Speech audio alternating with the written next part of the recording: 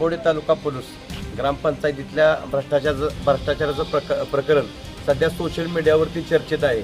खरं तर प्रत्येक ग्रामपंचायतीत भ्रष्टाचार असतो, परंतु बांबोडे ग्रामपंचायतीचे सर्वच जागृत नागरिक तिथल्या ग्रामपंचायत सदस्यांनी व विशेषतः दीपक कदम यांनी जो भ्रष्टाचार महाराष्ट्रासमोर उघडकीस आणला, आज पलूस पंचायत समिती BDO दालनामध्ये बांबोड्याच्या सर्व प्रतिष्ठित नागरिकांनी हे आंदोलन केलं. यामध्ये मागणी एकच होती, निलंबित ग्रामसेवक आहेत त्यांच्यावरती कारवाई करा, तोपर्यंत आम्ही मागं हटणार नाही.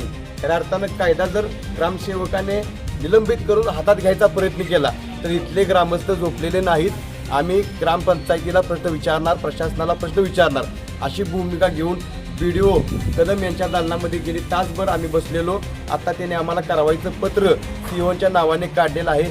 खरं तर कारवाई ग्रामसेवकांच्या नावाने काढलेलं आहे. येणाऱ्या काळामध्ये अशाच पद्धतीनं पलूस तालुक्यातल्या प्रत्येक ग्रामपंचायतीचा भ्रष्टाचार आम्ही काढू अशी या ठिकाणी भूमिका व्यक्त करतोय. धन्यवाद.